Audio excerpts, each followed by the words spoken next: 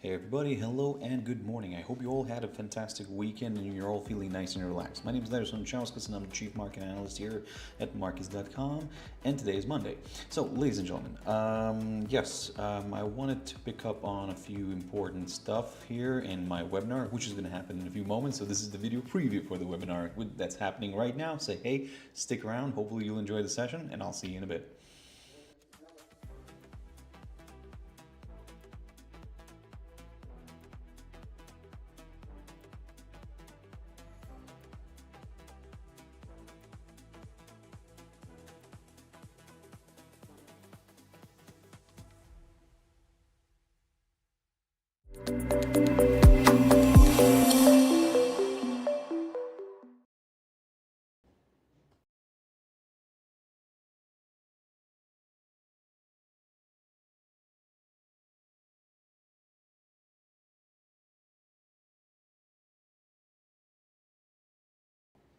All right, ladies and gentlemen, hello, and good morning, everybody. Hi, my name is Darius Anucauskas, and I'm the Chief Market Analyst here at Markets.com, and today is Monday, ladies and gentlemen, the 7th of the 7th of 2025. So yes, welcome everybody. Sorry for the little pause that happened right now, just trying to fix my camera here, hey, hopefully now everything is working, you can hear me and see me well. Ladies and gentlemen, I hope you all had a wonderful weekend. I hope you're all feeling nice and refreshed and ready to attack the markets. Look, before we jump into anything and before we start looking at what's happening in the world, very quickly on the risk disclaimer. The content we produce does not constitute investment advice or investment recommendation and should not be considered as such. This material should not be taken as an invitation to acquire any financial instrument or product. I'll give you a few seconds to read the rest. I'm not going to disappear anywhere. Just going to finish off a few things here and there. The usual good morning in the chat room. Good morning, everyone. There we go. Yes. Also, just a quick mentioning of our markets. Oh, wrong image. Yes, there we go. You can see my OBS now working. So wrong screen. Everything is this Monday today is not really starting well for me. Let me just adjust the screen here, the usual thing. There we go. Look, ladies and gentlemen, like I said, before we go any further, a quick mentioning of our Markets.com Markets.com website, which you can always check out for more information about us. If you have any questions, reach out to us. We'll be more than happy to assist. Ladies and gentlemen, let's have a look at what's happening with the world. Okay, Japan. Japan, Nikkei 225, we're drifting a little bit lower. In terms of economic data, did we get anything? We had some stuff here, some preliminary data, but nothing major, to be honest. You know what? I think it's better even to have a look at what's happening in the economic calendar first, because I think that this will lead me to in general what's happening here. Because look, the economic calendar this week looks this way. Monday we do have a few pieces of information coming out. So we got the industrial production from Germany, which improved, which is fine, which is great. No issues there. But then we're watching the retail sales number. Now that's going to be quite interesting. We have a forecast of a much lower figure here at 1.2. The previous number was at 2.3. So let's see where it's going to come out. Maybe it's going to come out somewhere in between here. Maybe it's going to be even lower. Let's see. Again, let's not speculate too much. Most of the time, the European data seems to be like bang on kind of correct. So let's see what's going to happen there. That's in terms of Monday. In general, from the economic perspective, economic data perspective, this week is interesting. However, maybe not the most filled like last week, right? Look, Tuesday, tomorrow, what we're watching very carefully is the interest rate decision from the RBA, and what we understand that the RBA is going to go for a cut.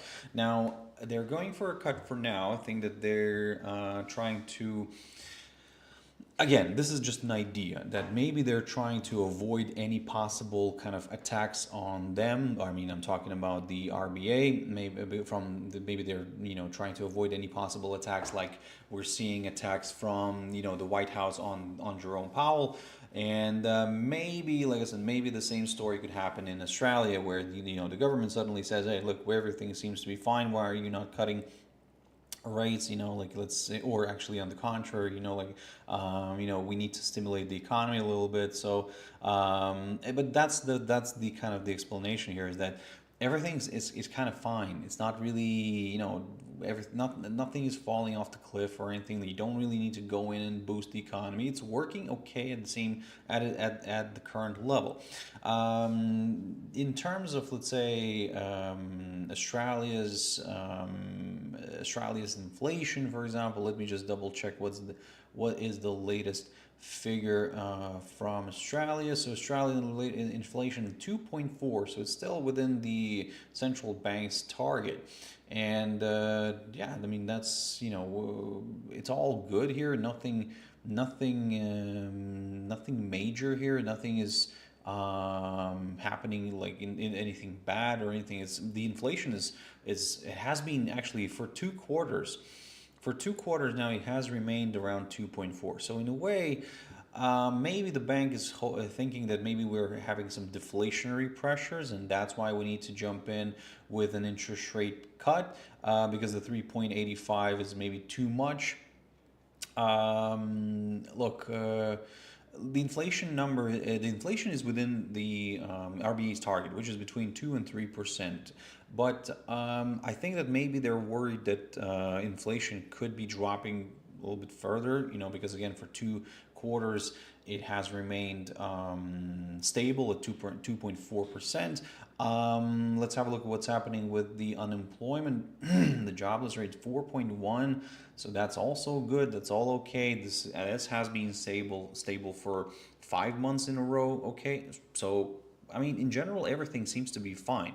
In general, like I said, you don't really need to kind of worry too much about the Australian economy. It seems like that. However, of course, Australia is maybe worried about the tariffs, the looming tariffs, and that maybe that that they're they might not reach like agreements on time because we know that this is the big topic this week, the tariffs. But I'll get to that in a bit. So with Australia. The cut, maybe that's coming like in order to kind of boost maybe production a little bit, increase that and kind of keep inflation, from dropping. But then again, like I said, I think that given that the uncertainty with all the tariffs and how everything will go, how everything will shape up, maybe they want to go for that cut right now until we didn't get into bigger problems right now, right? So that's what I'm saying. So if suddenly, let's say, inflation does pick up and suddenly inflation does travel back up, because again, like I said, the 2.4 for 2 quarters in a row, basically for half a year, it has been the same. So maybe they're worried that maybe that has been the bottom. And basically, if inflation is going to start pulling up again, so maybe it's better to start hiking rates in order to control inflation at lower levels. So it's better maybe to cut right now a little bit more, and if inflation picks up, then we can at least ramp up the interest rate back up again, and it's not going to be really that much devastating. So for now, again, I'm not like biased or anything, but it seems like the RBA seems to have it the most kind of stable from the top, central banks. They have it kind of the most controlled in a way, and like I said, it seems at least like that. Maybe, like I said, maybe I'm missing something, but in general, the way if you're comparing with the other central banks and everything, I think that the Australian economy is kind of holding off the best, at least. Like I said, for now, at least, like that looks like that. So, long story short, we're keeping an eye on this cut. Of course, if if it's not gonna be, let's say, lower or anything like that. I think that they're just gonna go with that 25 basis point cut, which is fine. We can deal with that, and then we'll see what I'll jump into instruments later on. Just because I need to go through the economic calendar. Let's do that first. But long story short, Let's keep an eye on the interest rate decision, and most importantly, also let's keep an eye on the press conference. If you are trading something Australian dollar related, or maybe ASX 200. So going further on Tuesday, we do get the Canadian IV PMIs. That's something to keep in mind. By the way, the German trade balance is coming out. So again, if you're trading DAX, could be an interesting one. But the Canadian IV PMIs are coming out, and that one is expected to tick up a little bit. If it would go back into above 50 territory, then okay, that I think that would be a little bit more, a little bit better for the Canadian economy. But at the moment, it still remains in contraction. It has been like this since May, as from what I can see here. So yeah. For now, it's not really, like I said, the best place here. If, like I said, if it jumps back above 50, that's great. That's a little bit something that could support the Canadian economy. And also something to keep in mind on Tuesday is the IPA crude oil stock change. So oil is going to be a separate topic that I'm going to just discuss when I'm going to jump into commodities. But then we're looking at Wednesday, and we're seeing in Chinese inflation numbers together with the PPI figures. So keep your eyes on that. The PPIs, those are expected to improve a little bit, but they still remain in negative territory and they have been in negative territory for some time. Let me just have a look at the chart here. Yeah, it's a little bit of a bummer here for China. I mean, the production has not been, it has been on the lower side since September, since the end of September. Wow. I mean, it cannot really get back above zero, so that's a little bit of a worrying sign, of course. Inflation number remains at, there is an improvement of going back into zero. Right, okay, let's keep an eye on this one as well, because the interesting bit here is that yes, I would like to leave the page. Yes, there we go. So the interesting bit is that yes, inflation right now is on the lower side because, again, China, it seems to be lacking growth, and I think that the leadership there is trying to do everything what they can. However, the tensions are a little bit too much at the moment, so those are maybe hurting the economy as well. And of course, just in general, the drop in demand across the globe because of uncertainty with what's happening in the world. Although the economies around the world are, I wouldn't say that they're doing bad. It's more of I think that people are a little bit getting scared, and have been getting scared. And look, I think that we need normally a year, based on like rational expectations. We need roughly a year for people to realize that that you're actually, there is a problem or something like that. So for now, maybe the year has not passed. We don't know. I mean, we don't know from where to start. But again, we always have like a rough estimation. The next interest rate decision, and on Wednesday, will be from the RBNZ, and this is where we're watching this one very carefully as well. Now, the bank there is not expected to go for a cut. I think that they have just about right level. So I think maybe unless it's going to be a surprise, but at the moment I'm not really hoping for any surprises, so we'll see how this will play out. So keep your eyes on the RBNZ interest rate decision as well. Now, the next piece of information we're going to be also watching will be the EIA crude oil stock change, because again, oil is a big topic this week. We'll take a look at that. And jumping into Thursday, we're getting the German inflation figures, the final ones. So for May, if I'm not mistaken, let me just confirm that very quickly. Let me just open up another economic calendar just to double check myself again. I always strongly recommend everybody to kind of check your economic calendars and check several economic calendars, because sometimes there could be discrepancies, which is fine. It's not like we're not throwing stones at one particular calendar or anything like that. No, we just, sometimes there are discrepancies, so just always better to check yourself. Now, I'm just trying to double check the Thursday, the inflation. Yes, that's going to be for June. Sorry, not for May, for June. So June inflation numbers we're getting. So we're expecting a little bit of a decline here on the German year-on-year headline figure. So going into further down the line here, we should be getting the initial and continuous jobless claims, and this is something that we got last week on Thursday.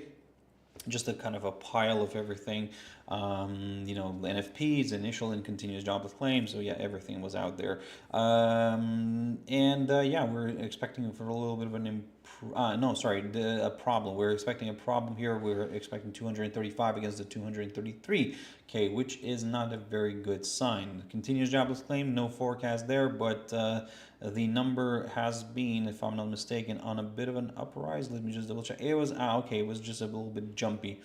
Right, yeah, it was a little bit jumpy, so around 1.96 million. So, right, okay, that's it needs to go down, but if we do see a drop maybe to 1.95 at least, then maybe that could be a good sign. But at the moment, it's not a very good sign, if speaking in one person's terms. It's a good thing, it's not a good thing, it's a bad thing. Anyway, July 11th, Friday, so let's have a look at what's happening here. Vehicle sales in China, a very interesting number actually, 11.2 in the previous figure. Let's see what's going to happen here. Again, it could be a good indication of what's happening with the Chinese economy, so keep your eyes on that. And kind of that's it in a way. So we really don't have major data sets coming out. It's mainly kind of the tariff things, and this is what I want to pick up on. So basically, we know that this week we're getting the end to the pause of the 90-day tariffs that were initially kind of thrown out at us at the beginning of April when we saw the big market turmoil. Now it seems like we're kicking the ball further a little bit, so it seems that now it's going to be the August 1st. So we're throwing out that number. Look, okay, we can kick the can as much as we want further and further. Maybe this is a part of the strategy to keep the market kind of all the time in intense, under tension, under pressure. Maybe again, because this whole thing is like either you commit, if you're willing to kind of punish the countries this way, then okay, commit, but you understand that you're going to bring the market down probably, right? So you don't need another major sell-off, which we saw in April right here. You see, then this is where the market was crazy. I mean, this is where everybody thought that okay, that's it. We're gonna go lower and lower, and it wasn't a great move, and I think that the administration, kind of the U.S. administration, understood that. Yes, they want to kind of punish, but unfortunately, they can also punish themselves a little bit because let's not forget that the U.S. economy is a little bit of a consumer economy, so they do like to consume cheaper goods, and they need cheaper goods. Those tariff exemptions are there for a reason, right? Now, of course, we all understand the whole made in America thing, label, that they want to do it this way. However, again, is it possible nowadays? Maybe in the future, maybe if there is a major, some sort of a rebalance of everything, and maybe you could make it in the country. However, at this point, I think that it's still, the consumer is very price sensitive, and everybody wants cheaper goods. And if there is a region in the world which produces cheaper, then it's a little bit difficult to kind of. Anyway, again, we all try. Of course, we all try to do something. I'm not saying that this is like that's it. Kind of that's the the end. That's the way we're gonna go. In terms of like producing, in terms of, let's say, you can try, like I said, and the thing that the White House administration is trying, however, to make a lot of things inside the country, you need a lot of things apart from, just forcing companies to build in the US. You need labor, you need good infrastructure, you need well, most importantly, probably you need cheaper labor, and then it's not something that you can find in the U.S. So with Japan, basically, right, look, with Nikkei, we had a great run. We had a nice test of that 40,620 territory. I'm looking at the cash index, by the way. So we had a good run here. We tested, we drifted back down. So basically, I talked about this area. I said that this barrier here is the one to watch for now, at least. If we can get a nice clearance of it, wonderful. I'll go higher. But if we do kind of hold below this whole highlighted zone, then a little bit of a retracement here could be possible. Now, I'm not giving up on the upside scenario yet unless we start breaking the trend lines here and we fall below the 38,771 territory, somewhere around here. If we can do that, if we can drop there, then yes, wonderful, more sellers here could join in, so keep that in mind. Anyway, in terms of, like I said, in terms of looking at the upside scenario, yes, I'm leaning somewhat more to the upside, but again, I think that what we need to do here is we need to wait for that July 9th to see what's going to happen there. Again, of course, don't forget about watching today as well, because today we know that we should be getting some sort of headlines saying, which countries are going to be getting letters from from the White House, which countries are not going to be getting. Honestly, like this telenovela is really, on one hand it's interesting, but is it the main show that you want to watch? Not really. You want to focus on something a little bit more kind of credible. But okay, we can debate that. Somebody might say, but this is credible. This is important. It is important, but come on. It's like, let's maybe approach it from a more professional side. Anyway, ladies and gentlemen, let's jump into China. Let's have a look. Again, this is the thing that I kept on talking about, and I said to you last week, I said to you that I'm watching this barrier, this 13,800 zone. If we can get a nice clearance of that one, that's amazing, wonderful, then we could see a nice move to the upside. We did have a great pop above this area last week, but we failed to stay and close above that hurdle. So this 13,885 provided a good resistance. That barrier is the highest point of the December of 2024. So look, first we need to clear the 13,800. If we can clear that, the next target is the 13,885, and then if that gets cleared, of course, the forthcoming higher high will be confirmed, potentially attracting more buyers into the game. Again, at the moment, the Chinese positivity is coming not from the economic indicators. It seems like it's like a fact. It's like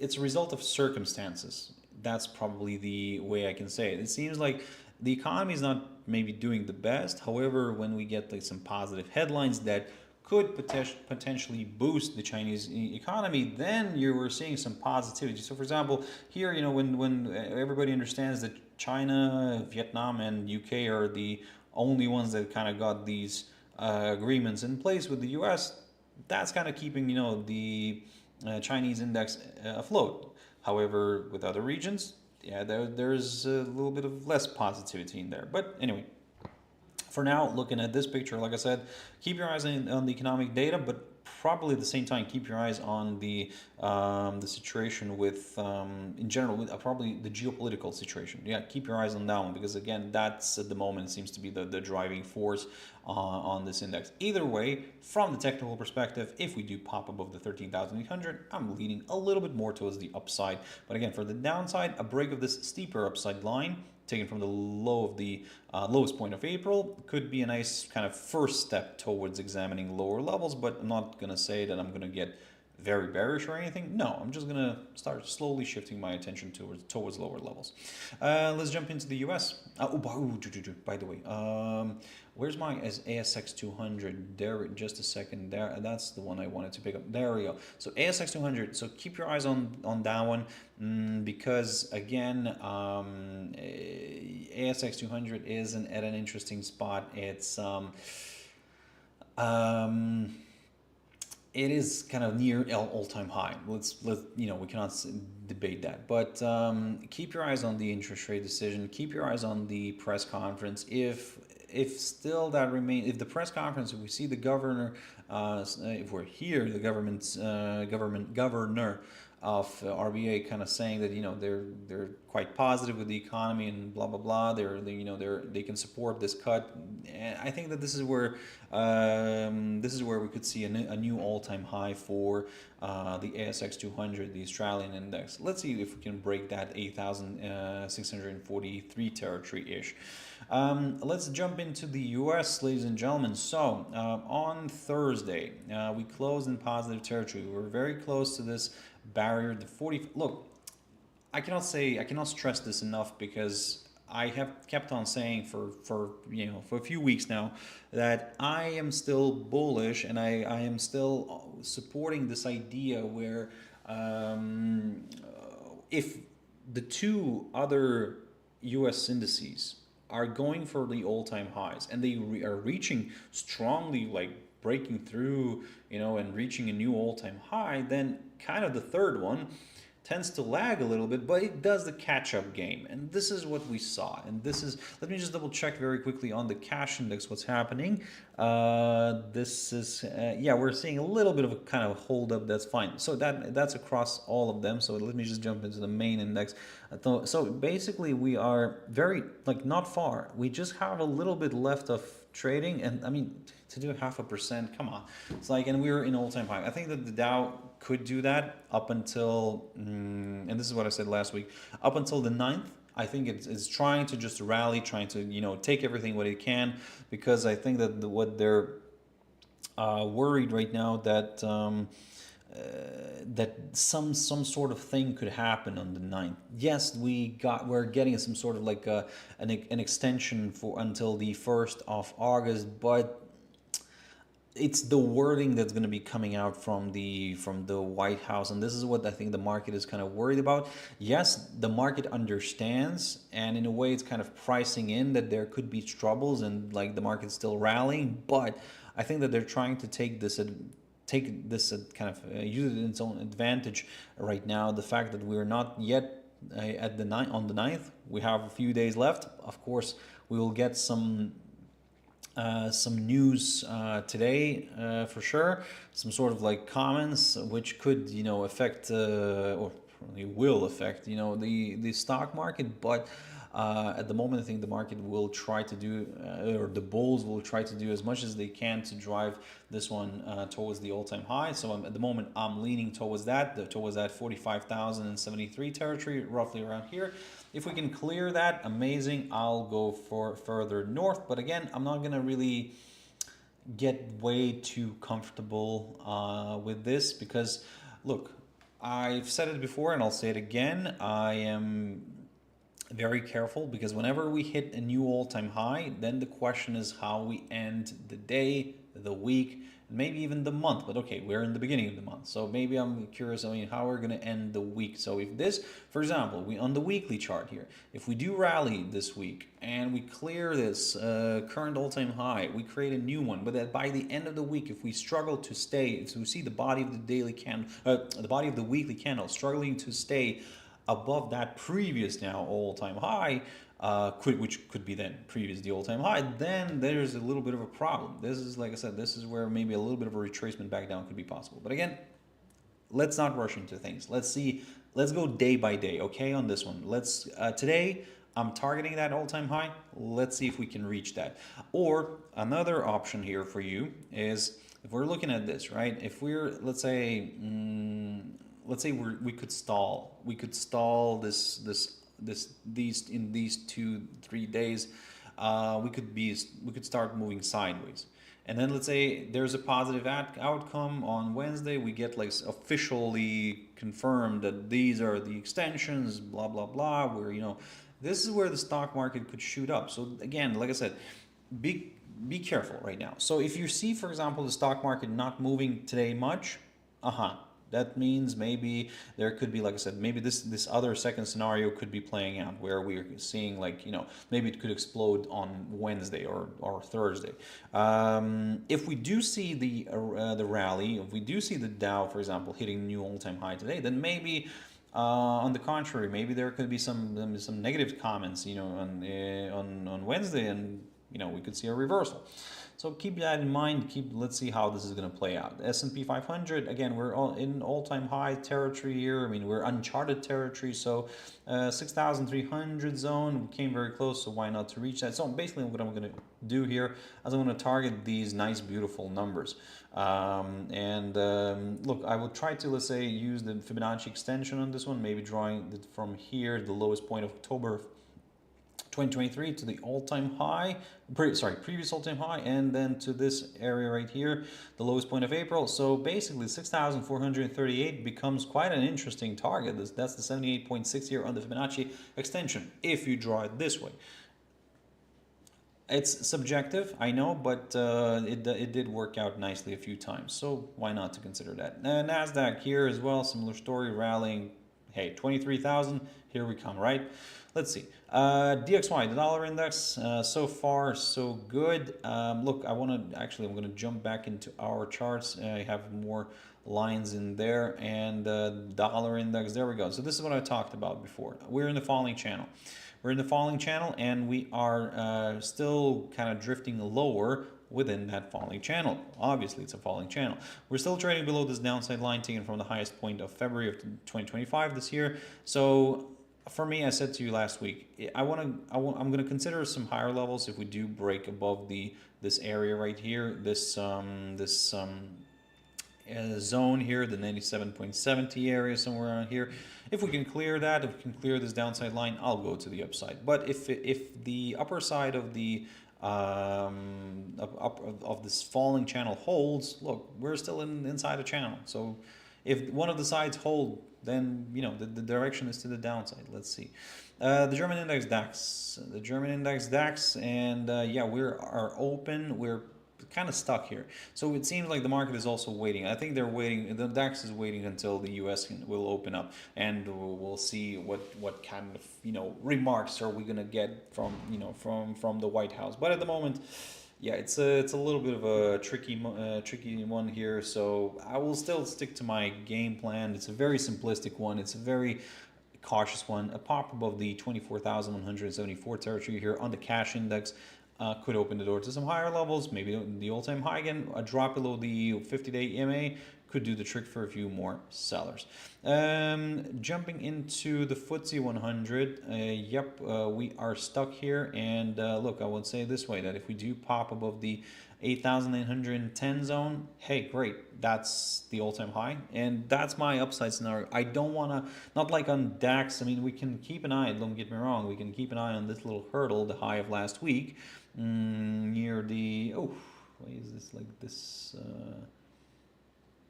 near the 8,838 zone. If we can clear this, amazing, wonderful. I will get a little bit more excited with the upside. I will go for that all-time high, but again, preferably I would actually wait for a break above the all-time high in order to go to the upside. Let's jump into the Forex world, ladies and gentlemen. So AUDUSD, we're watching this one very carefully. I think the pair is kind of selling off right now.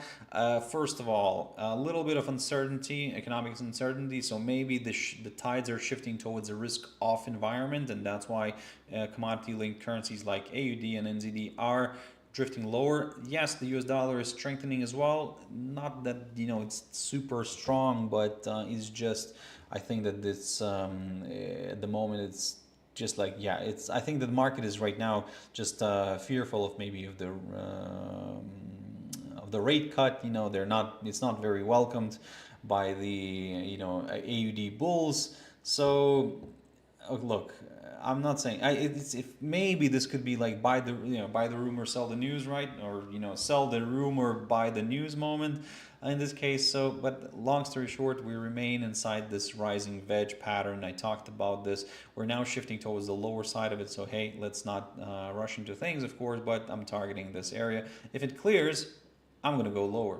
In general, rising wedges tend to break to the downside. However, as I said to you before, I look at the prevailing trend. The prevailing trend was to the upside, so maybe there is a chance of this one breaking higher. However, at the moment you will say, hey, how could it break higher but if it's drifting lower? Because maybe it will rebound from this territory. So keep your eyes on that one. So for today, for tomorrow, it could drift a little bit more to the downside, test this area, and then maybe the RBA press conference will go well in support of the Australian dollar, and then we could see maybe they'll say that this is where pausing, we're not going to do any more cuts, and this is where AUD could rebound and push back up. Let's see, AUDJPY. Okay, this one, my risk on risk off monitor, I recently said that yes, it is the pair to watch for risk on, risk off, but I think that NZDJPY became somewhat of a better one. But look, AUDJPY, watching this one carefully, breaking, kind of flirting with this upside line, I think it's no longer needed. So long story short, for now, a drop below all the EMAs here, or actually not all, yeah, a drop below all the EMAs could do the trick for a few more sellers here. And then yes, we could take it from there. For the upside, a push above the 200-day EMA could do the trick for a few more buyers, but let's not rush into that thing as well. Again, at the moment we're oscillating around these EMAs. I'm not really happy with this. NZD/USD. So of course, also watching this one carefully. Look at this. We're near that psychological 0.60 territory. And so far, I would say so good. Look, I talked about this last week. I said that if we do drop below the 0.6048 zone, I'm leaning towards the downside. There we go. Boom. We're approaching this 50-day EMA. Let's see if we can reach that. Most likely we could reach this eventually. But again, nothing is confirmed, nothing is for sure. So for now, just like I said, this is working out nicely. Like I said last week, we're breaking below the 0.6048 zone, and then we'll go from there. Let me just double check something. This is what I threw out an NZDJPY idea last week. So I said to you, look, we're near key resistance. And what I said to you in this video right here on TradingView, I said to you that look, we're potentially forming something of an ascending triangle pattern. So 87.90 zone is the one that I'm watching here for the upside. We did clear it a few times last week, but these were just false breakouts. We didn't have the bodies of the daily candles kind of staying above that. So in a way, we need that confirmation. So at the moment, it's drifting lower. Yes, it's falling below the 200-day EMA shown as the white line here, but the upside line is still intact. So even if we do break the upside line, that's okay, that's great, that's wonderful, I'm not saying anything, but then we have a little problem with the EMAs here, so these could be a little bit in the way. However, if we clear those, then yes, wonderful, we could go further south. I'm just saying that, for example, if you would enter sell here somewhere, right, not saying you should do that, but if, let's say, you're considering an option of the downside, let's say in the case you're entering a sell here, you're very confident thinking that, oh, we're breaking the ascending triangle to the downside here, it's going to be like down only. It could drift lower, but it could then find the support near this 86.60 territory, somewhere around here, rebound from it and push back up. And then we first of all, this ascending triangle didn't work out, then you have something else. So that's what I'm saying. So just don't be way too confident. Keep your eyes on it. Of course, that's important, but just consider the fact that there could be a hold up somewhere here, a rebound and a push back up. So that means that, for example, if you do enter, let's say this trade works out, right? You do enter a trade, you do enter a sell, it goes down, you're in profit. This is where the point where you quickly put your stop loss on break even, just in case this reverses back up and tries to kind of tries to go back to the upside here, then at least you protect yourself, but try not to gamble. We're trying to play this smart. let's not give the market an opportunity to kind of kill us. USDJPY very quickly. So this one's pushing back up. Of course, US dollar is strengthening a little bit. But still, my upside scenario is from this 146.28 zone. If I can get that clearance, I can get the break above the 100-day EMA as well, potentially attracting more buyers into the game. For the downside, look, my arrow sits here.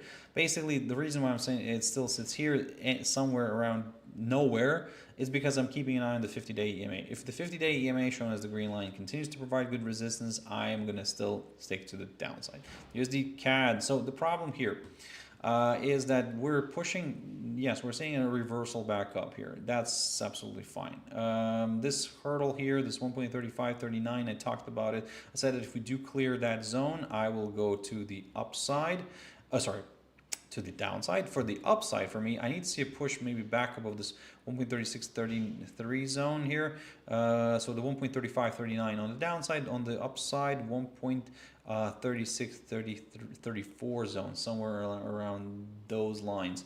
And we're seeing, like I said, seeing a little bit of a push higher, so maybe we could see that move again. Another problem, of course, is oil, which I'll get to when I'll jump into commodities, but there is not a lot of kind of strength for the WTI oil in the in the nearest horizon. But yeah, like I said, I'll mention that in a bit. USDCHF, yes, we're seeing just a copy of a DXY basically, and it's pushing a little bit higher, but look, as long as we stay below this hurdle, below this 0.8038, I'll continue targeting the downside. Very quickly on EURUSD, so this one's pushing back down. So far, so good. A nice rising channel, right? Very nice rising channel. I cannot say anything else here, but what I can say is that maybe this rising channel should be drawn a little bit this way. Yep, there we go. So we're sitting comfortably near the midpoint of this rising channel, which is fine. And let me just adjust this a little bit. Okay. Sorry. And then this is where you need, this is where, look, what I'm drawing right now is very subjective. It's not really objective, it's subjective, because again, depends on how you're going to draw this. Look at your own charts, ladies and gentlemen, because maybe you should be this way. And yeah, I mean, right now we're flirting with the midpoint here, so if we can drop below it again, then yes, the next target is the lower side of this rising channel, wherever it's going to be. EUROJPY continues to push higher. I cannot really say anything else here, but apart from the fact that it's strong, and hey, I'm still leaning towards the upside here as long as we stay above the 170 zone. If we drop below the 170 territory, then I'm considering a little bit of a retracement back down. Let's have a look at GBPUSD.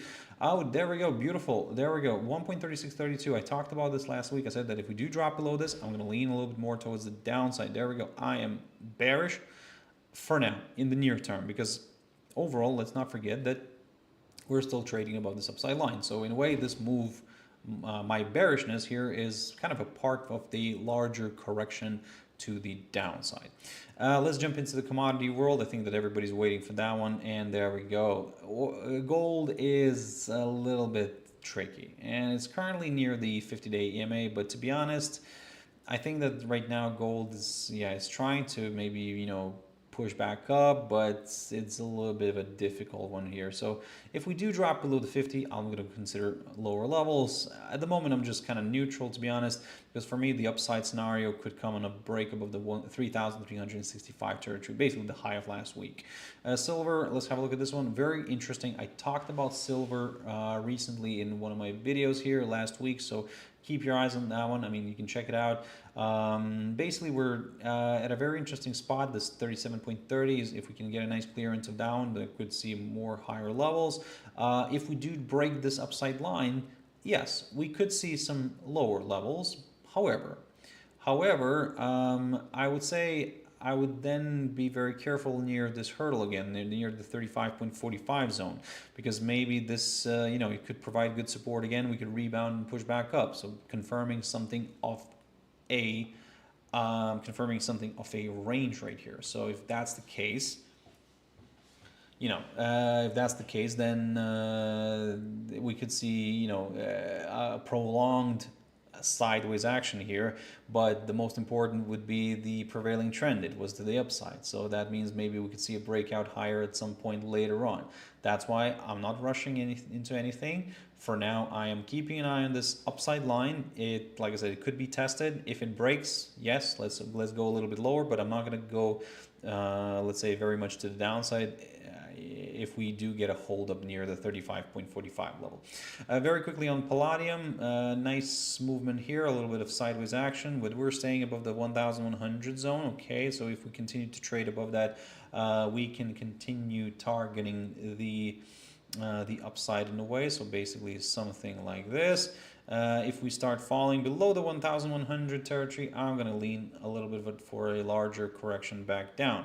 Platinum is right. Okay, platinum is also near the 1,350 zone, still above that. So I think that's the barrier to watch, because that's the highest point of February of 2021. Good. It was a good resistance. Now it could be good support.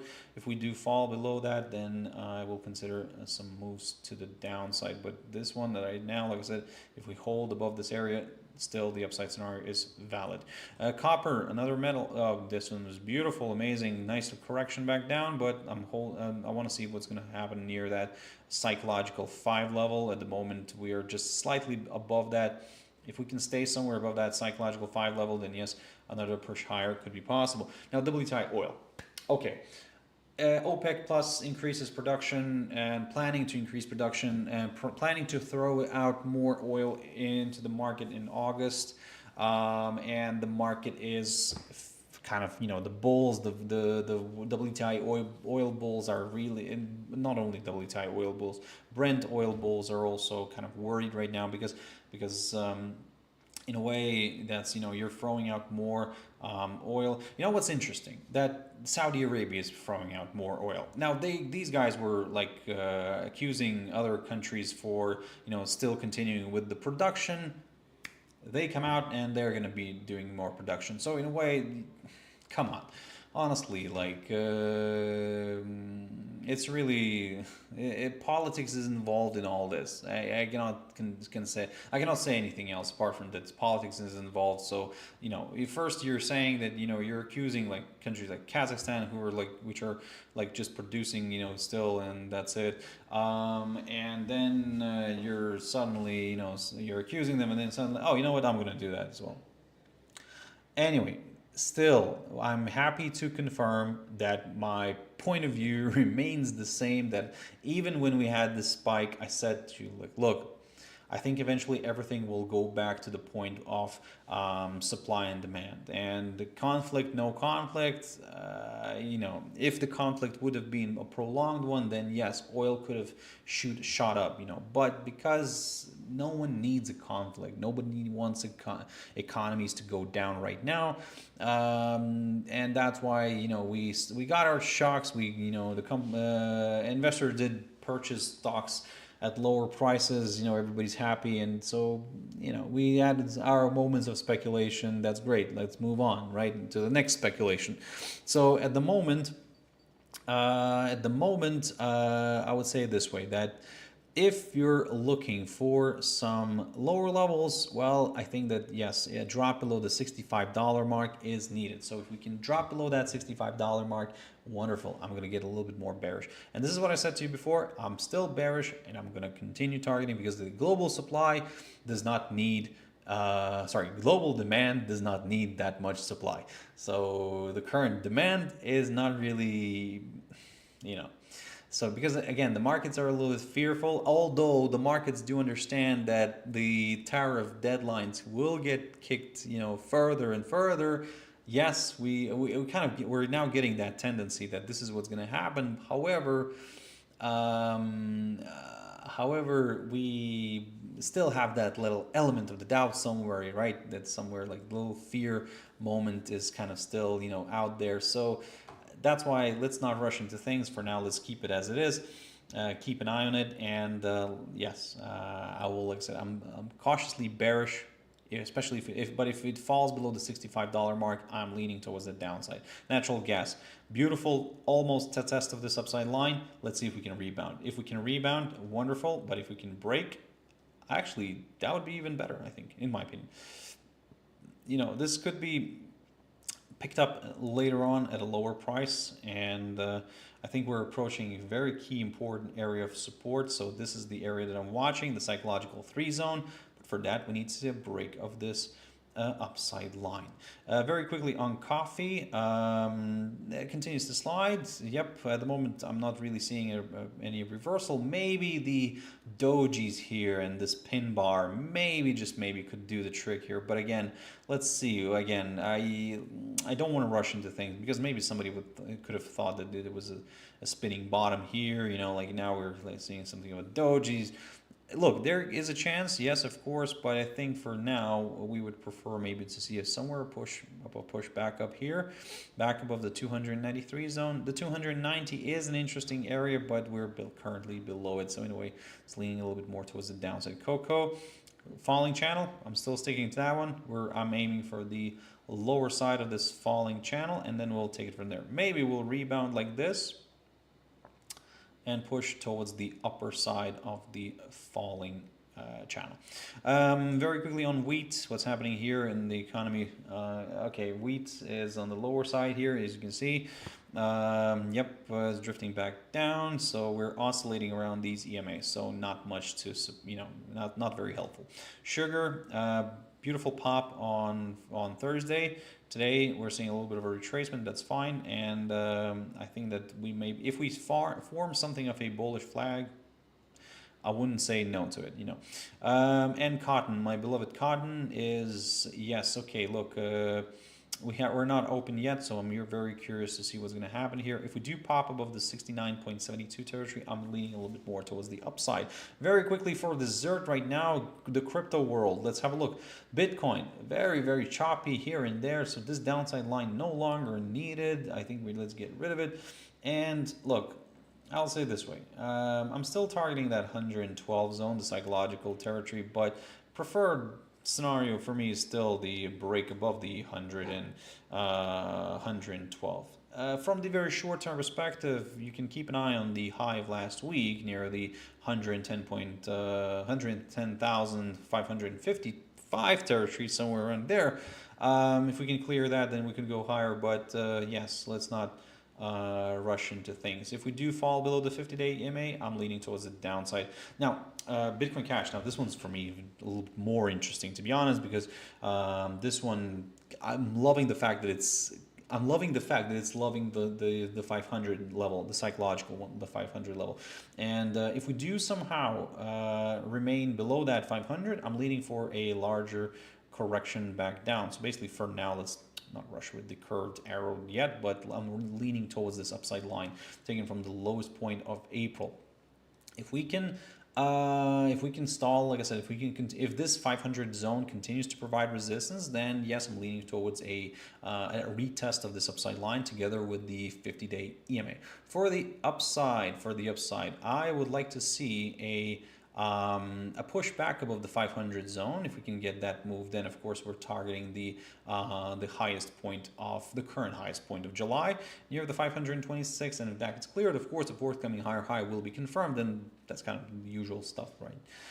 Ethereum, okay, somewhat positive, but my problem is with these little formations, and Bitcoin is showing this and Ethereum is showing this right now. It's like the bearish 3 method. So whenever you get like a sharp candle either to the upside or to the downside, let's say in this case to the downside, then we have the 3 consecutive candles, and their bodies are within the body of this first candle. The second, the third, and the fourth candle are like their bodies are within the body of the first candle. The fifth body tends to be to the downside. So like I said, in this case it could be the bearish 3 method. The same story on Bitcoin. So that's why I'm not really in a rush right now to do anything with this, because again, I'm watching this barrier, the 2,636 territory. If we can get a nice clearance of that one, then I'll go higher. So yeah, that's very, very simple here on from my side on the cryptos right now. But if we do start falling below the 200-day EMA, this could open the door to some lower areas. Ripple, let's have a look at this one. It's like 2.33 territory. This is the one that I'm watching. I need a clearance of that one in order to go to the upside. For the downside, a drop below the 50 and the 100-day EMA, which are providing good support. If we can get a nice clearance of that, wonderful. More sellers could join in. Litecoin. Litecoin remains below the EMAs here, and hey, if we are looking for some lower levels, then there is still a chance, and maybe we're forming something of a bearish flag here. So in that case, I need a break below this hurdle right there, 85.34. If we can get a nice clearance below that, this could open the door to some lower levels. But then, of course, we have a little issue that this little upside line here is in the way. However, oh, actually, no. You know what? It's all perfect. This is if we do clear this area, if we do clear this 85.34, I think we automatically could clear the upside line as well. Dogecoin, very quickly, Dogecoin. We're still stuck. We're stuck in between the lines. I'm not really touching this one. So until I get a clearance of one of these trend lines, one is taken from the highest point of December of 2024, the downside line. The upside line is taken from the lowest point of August of 2024. I need a good clearance. This doesn't work. I need to see at least a few bodies staying outside of these trend lines. Polkadot, still, climbing that ladder, climbing that trend line, and look, I'm not gonna get way too positive with this one unless I see a push somewhere above this barrier. This is the revised barrier. I like it. So if we can get a nice pop above the 3.63 territory, then great, more buyers could join in. And finally, Tron, one of my favorite ones now lately, and this one's very technical. So far so good, moving in the right direction. 0.2932 is my next target, as long as we stay above the 0.2786. If we fall below that, I'm going to consider a little bit of a move to the downside. Ladies and gentlemen, that is a wrap. Thank you very much for watching and listening, and I wish you a fantastic trading day today on Monday. I hope you'll be careful. It's like I said, it's the beginning of this week, so just try to play it calm, carefully. The market will come to you, so just kind of welcome it with a proper risk management, and that I cannot really stress that enough. So certain things look positive, certain things look negative. And if you're, let's say, for example, willing to take a trade, I always say, look, if all your boxes are ticked in your strategy, then do that. If at least one box is not ticked, it's a little bit of a tricky moment to kind of advise that. So I would say don't enter the trade. Just be very careful. Ladies and gentlemen, on that note, I'll say thank you very much. I would like to thank you for your time, for your views, for your likes, for everything. So as always, stay safe, have your stop losses in place, risk only what you can afford to lose, don't overtrade, and everything will be fine. I'll see you on Wednesday. Bye for now.